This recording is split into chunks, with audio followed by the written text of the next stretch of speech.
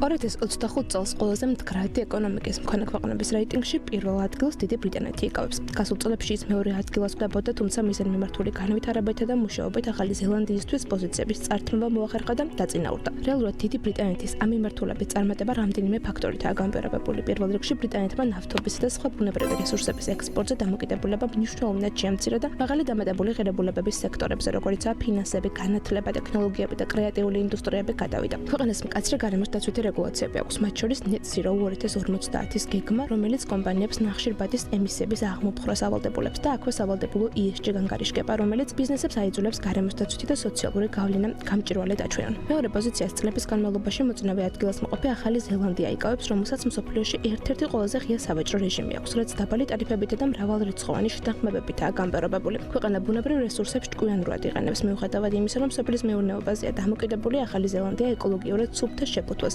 ნახშირბადის კოტირებას და ნიადაგის დაცვის სისტემებს ავითარებს. აქვე მნიშვნელოვანია მაღალი სოციალური ნდობა და კორუფციის დაბალი დონე, რაც ბიზნესის და საზოგადოების ერთიანობას ზრდის. ამ მხრივ კიდევ ერთი საკმაოდ მაღალ განვითარებული ქვეყანა ავსტრალია, რომელიც ერთგვარ ადამიანური კაპიტალის მოდელოდაც განიხილება და რეიტინგში მესამე პოზიციას იკავებს. ავსტრალია შრომითი უფლებების დაცვით მინიმალური ხელფასის დონითა და განათლების ხელმისაწვდომობით ერთ-ერთი ლიდერი ქვეყანაა. სულ უფრო აქტიურად იზრდება ინვესტიციები მწვანე ენერგეტიკაში. სწორედ ამის ხარჯზე ავსტრალია მზისა და ქარის ენერგიის ერთ-ერთი უდიდესი ექსპორტიორია მსოფლიოში. მნიშვნელოვანია ისიც, რომ ქვეყანა მხოლოდ ერთ ბაზარზე დამოკიდებული არაა და ამის ნაცვლად გლობალურ რისკებთან ერთად სტაბილურობას ქმნის.